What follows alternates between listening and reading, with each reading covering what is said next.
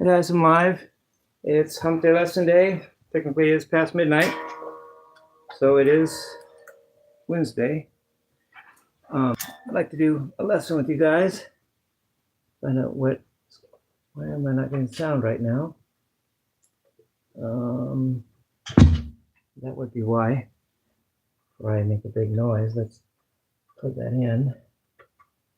And then turn it slowly up.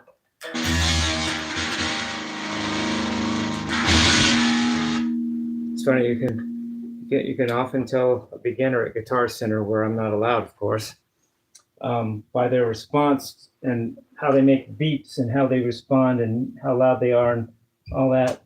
So when that makes a big beep, and you can tell if they've just been playing a year or if they've been playing a little longer. But I don't know, whatever, that wasn't the point of this lesson, of course.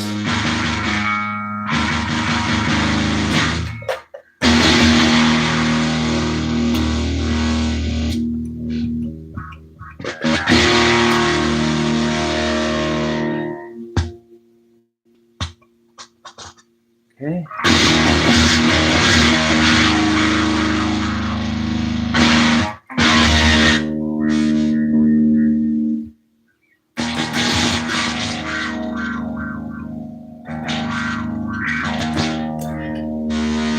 There you go. Anyway, so to start this lesson, I don't have it planned out, but that's just me. I like to talk about I'd like to talk about linear scales and modes and how to know what note you're on the neck in relation to that at times. So,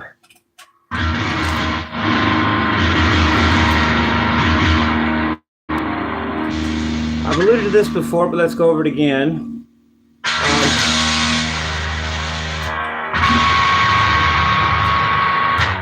Each string can be considered a mode, and you can know what the notes are implied by knowing that mode linearly, like on one string.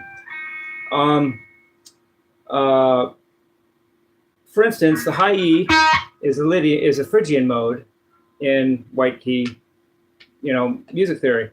So you know that if that's an E, the first fret's an F, third fret's a G, fifth fret's an A, seventh fret's a B, eighth fret's a C, 10th fret's a D, and 12th fret's an E. And you know that just because a Phrygian scale is, and that's E, F, G, A, B, C, D, E. So E, F, G, A, B, C, D, E. So I know that's an A, that's a G sharp, that's an F, that's a D sharp, that's a C, that's a B flat, that's also B flat, that's a E flat or D sharp, G. You can know where you are really easily because you can see a Phrygian mode on that scale, on that string, and know it starts with E and just know where you are. B is a Locrian mode in white key, natural key music. So that would be B, C, D, E, F, G, A, B. So that's D, that's F, that's A, that's F sharp, that's C, that's C sharp, that's G sharp, that's E flat. Makes it easy to know where you are. G is a mixolydian mode, and that's G, A, B, C, D, E, F, G. So that's C, E, A flat, B flat, G flat or C sharp, A, F sharp, B. You just know. And this is D is a Dorian, so that's D, E, F, G, A, B, C, D. So that's an A, that's an F sharp, that's an E, that's a C sharp, that's an E flat. A is an Aeolian, so that's A, B, C, D, E, F, G, A. So that's a C, that's a D, that's an F, that's a G sharp, that's an A flat, a B flat, I knew it, I did that wrong. B flat, C sharp, E flat, F sharp, E flat, A flat. I mean B flat. I did the same mistake I made up there before.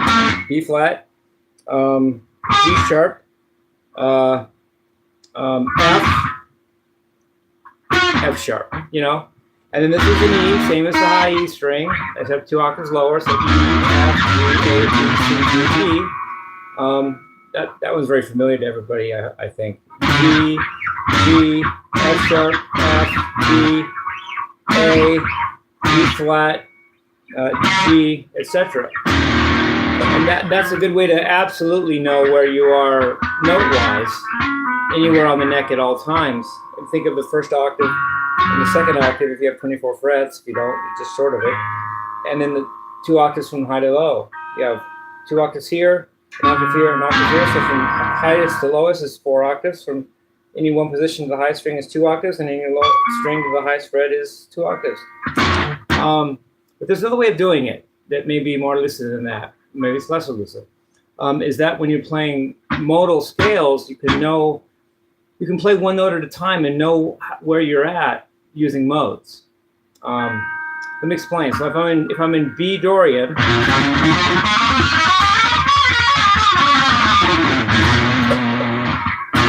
this 5th fret, the sixth string is a Dorian, so that's second. The 5th string is a Mixolydian. 4th string is an Ionian. Sorry. God dang. 3rd string is a Lydian. 2nd string is an Aeolian. Back to the 1st string, which is Dorian. And you can know where to tap and where to play any one string at a time by knowing the mode associated with it in that position. It's Dorian. For Dorian, it's Dorian, Mixolydian, Ionian, Lydian, Aeolian, Dorian. And so let me, if you're playing in B Dorian, it's just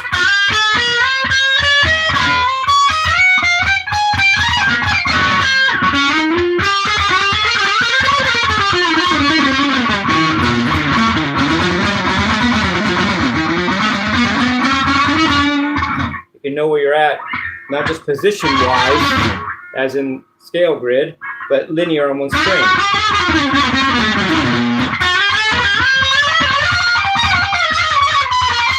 Joe Satriani says he thinks linear. He doesn't so much think positionally, but on one string. And Steve Vai said, I did not want to be a positional player. He didn't want to play in positions. He wanted to play on all strings, all frets. For Aeolian mode, let's say I'm in A Aeolian. Well, the 6th string would be Aeolian. 5th string would be Dorian. 4th string would be Mixolydian.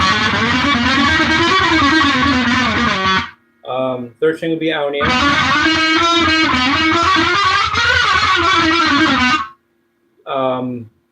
2nd string would be Phrygian. And back to the 1st string, Aeolian. Sorry. And you could know that, when you're going to play.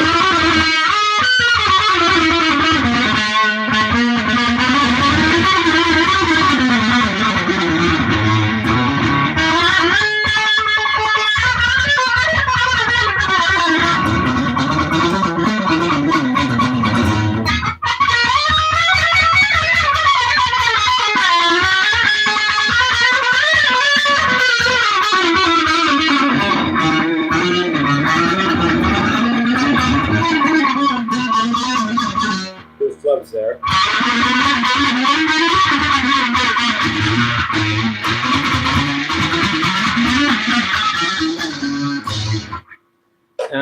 I think that's cool. And then, so there's that. And then there's a thing I like to, like I just thought of about the speed or tempo of your playing in when you're playing lead and what is important. I think there's 3 main tempos. There's slow.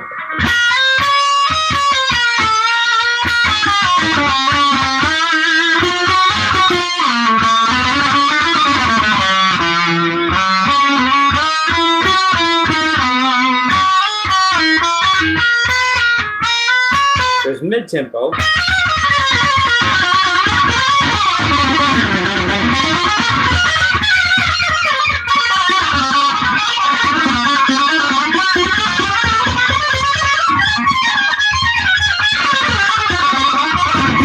And there's fast tempo.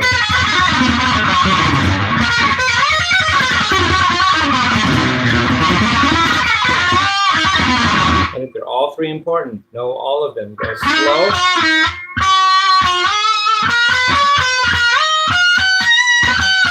Go mid-tempo.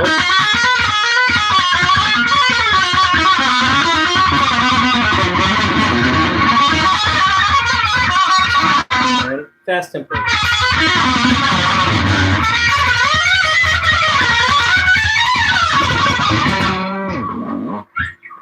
And don't ignore mid-tempo, but don't ignore slow tempo, but don't ignore fast tempo. Some people think mid-tempo is all that, but I think it's okay.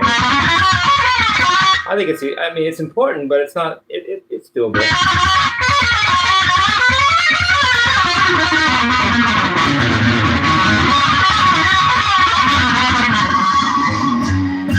Fast tempo.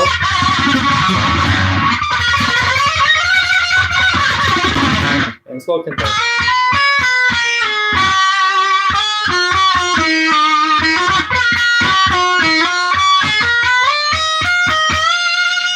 It's all important.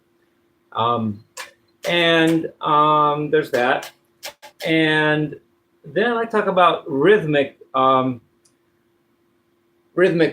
playing with notes and chords as far as odd numbers and all that. Any odd number of notes in a group is going to end you with the same stroke you started with. So in triplets, 1, 2, 3, down, up, down.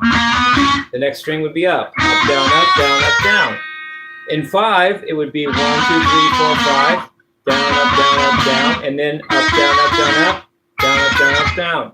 Down, up, down, up, down, up, down, up, down, up, down, up, down, down, down, down, up, down, up, down, up, down, up, down, up, down. And 7, 1, 2, 3, 4, 5, 6, 1, 2, 3, 4, 5, 6, 7, 1, 2, 3, 4, 5, 6, 7. For some reason, 7's easy. 2, 5, 6, 7, 2, 5, 7, 1, 2, 3, 4, 5, 6, 5 again. 1, 2, 3, 4, 5, 6, 1, 2, 3, 5, 1, 2, 3, 4, 5, 6, 4, 5, 6, 5, 1, 2, 3, 4, 5, 6, 4, 5, 6, 5. And 3, 1, 2, 3, 1, 2, 3, 1, 2, 3.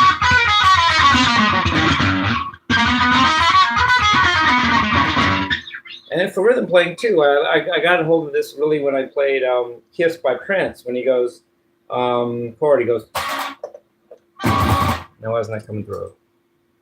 Try it. And my gong isn't coming on. What happened? What did I do? Chord came out somewhere. Little things. Let's see. What did I do? That's better. When he goes, 1,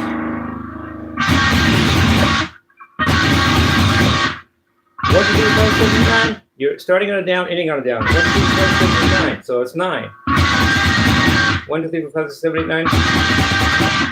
And if you want to continue that, it could be.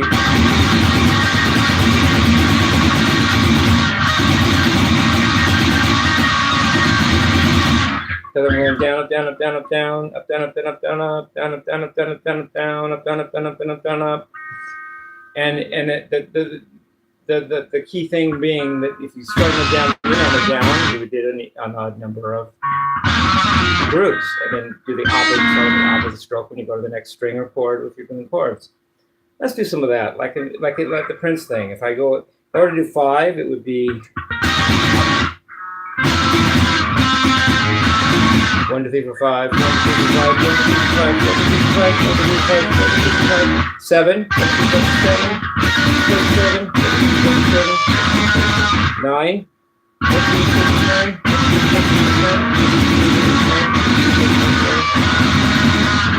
So that down, starting on down, ending on down is a good key. 3.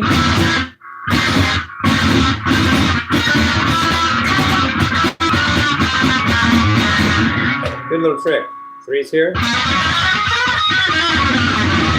5.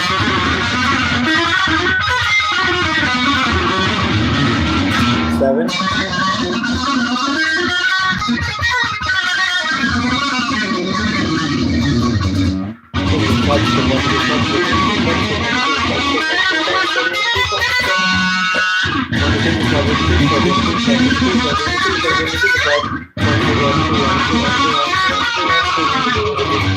7, 5, and 3. 9.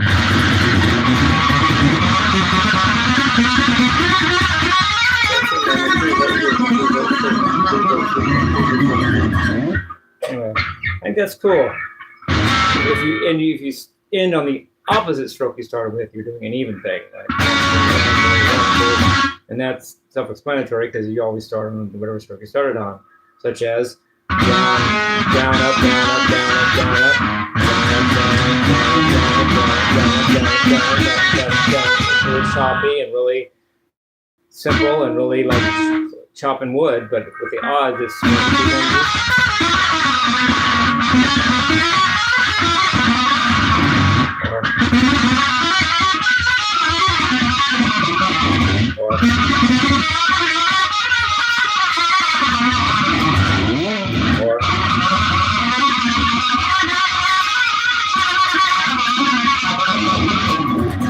so there's that little trick. And then what else do I have up my sleeve today? Let me think. I don't usually teach songs as lessons because to me, so many people use tab and all that, and there's so many lessons on songs that just doesn't seem to be adding anything to the mix. But I want to say a few things about the ones I just did, which is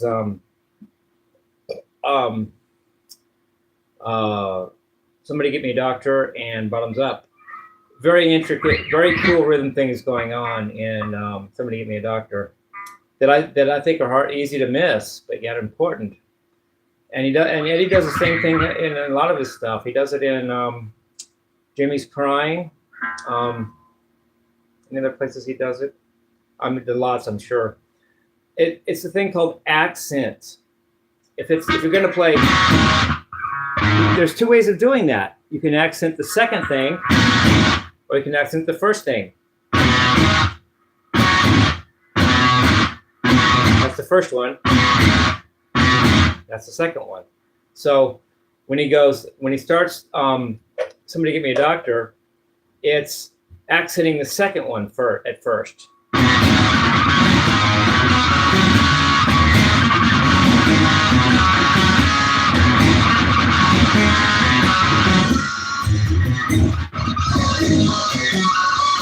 So he's accenting the second thing.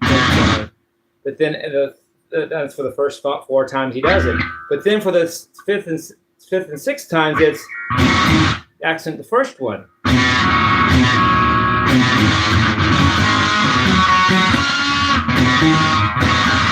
Here we go.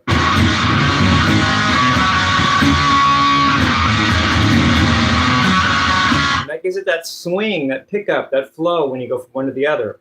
So I'm gonna do the first 4.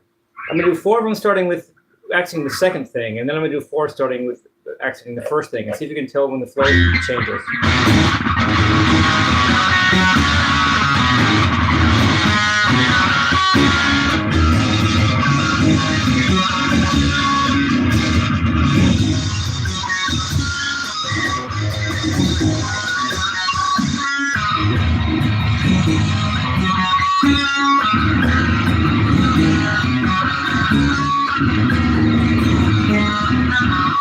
That pickup was from accenting the first one instead of the second one, which he does it the first few. I think that's brilliant.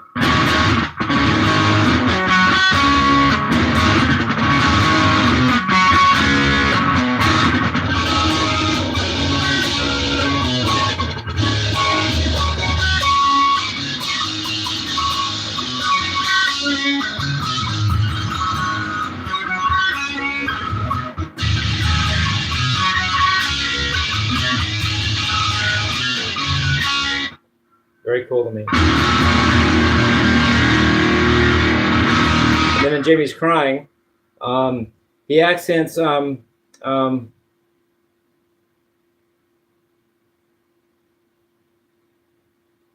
accents the second one at first. Wait, let me think. So the second one gets accented. Wait, accent's the second thing. So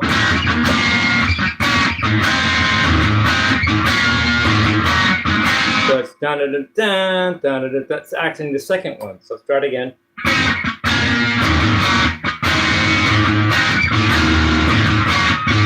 Then he accents the first one.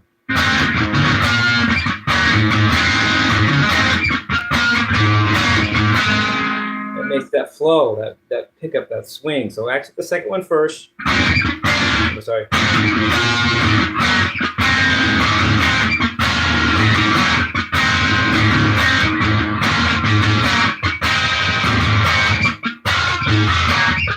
The second time he accented the first one, which changes it picks it up. It makes it flow. It makes it swing. So do it again. I'll play 4, accenting the second one, then 4 accenting the first one.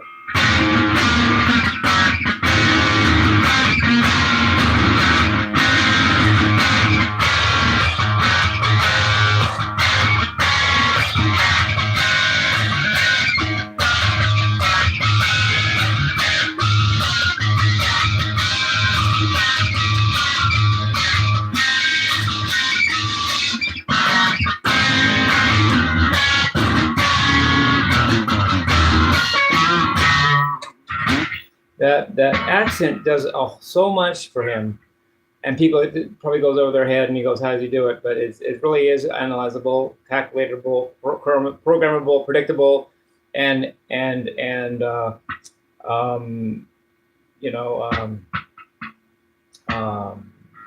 predictable and executable and doable if you know what you're doing.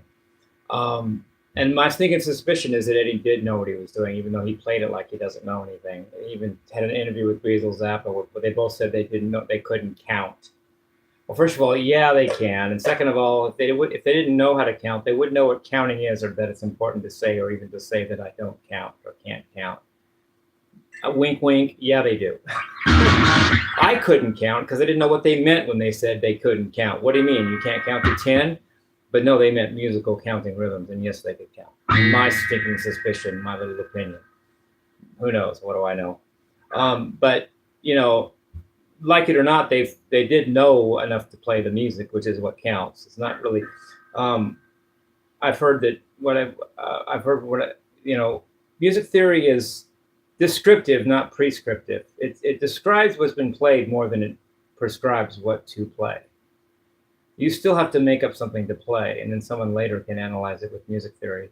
But I believe it's possible to give and take in that department. You can also let your music theory inform what you play, be slightly prescriptive, and you can even be non-descriptive of what you do, what already has been played. You can play something that you don't even know what they're doing, and that's not even descriptive. Or you can maybe even prescribe something you might want to play based on a theory, but in many cases and to a large degree, music theory is descriptive and not prescriptive more often than not. But there's always exceptions, and I like exceptions because they kind of make things interesting. So, hence the term exceptional.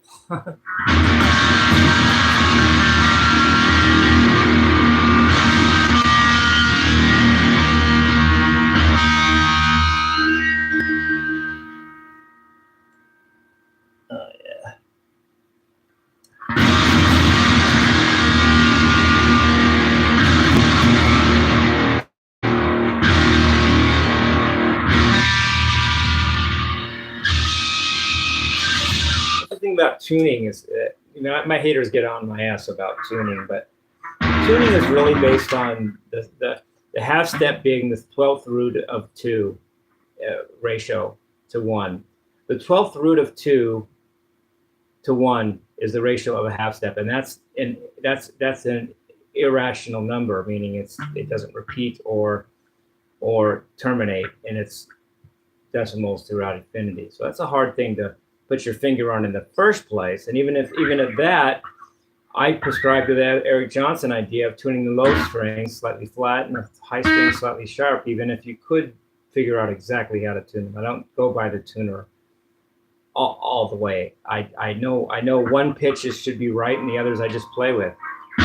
So sue me for out of tunage, LOL. But it sounds good to have your low strings a little flat and the high strings a little sharp. It gives you wider range and it gives you more room in between because of that wider range. You got more play. If you put the flat strings sharp and the sharp strings flat, you get boxed in. And if you make them right on, you get boxed in. If you flatten the low strings, sharpen the high strings, you get a more wider, better tune. And Eric Johnson said that in his video, The Fine Art of Guitar. If you want to check it out, Google it. So I don't know how long I'm going to be going this lesson. I like to do half an hour. And I'm about there. Anything else? This is Hump for Tuesday. Hump Day lesson day. Hump for Tuesday. Jesus. Hump Day lesson day. Probably episode number 15, maybe 14, 15. I'll make sure I get it right eventually. Hello. But yeah, that rhythm thing I'm talking about with Eddie.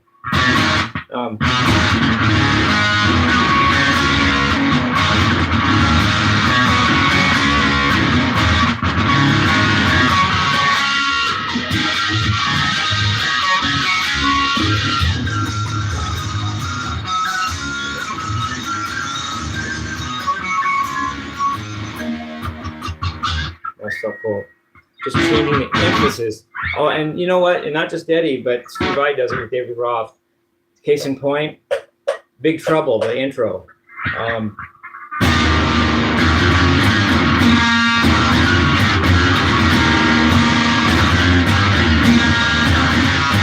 The first one's accenting the first of the two. Right. The second one accents the second and fourth. So first that's different. First one is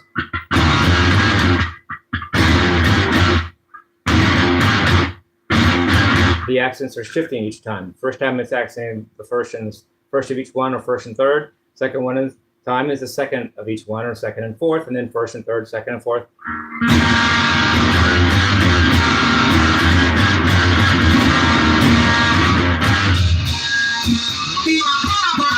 Oh, sorry. That was bad.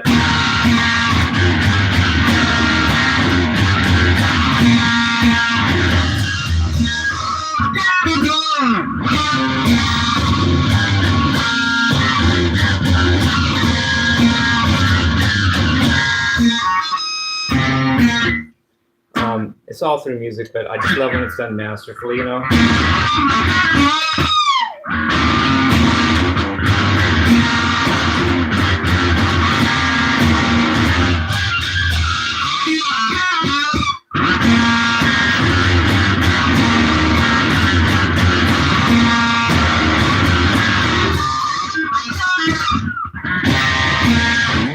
Anyway, look at this.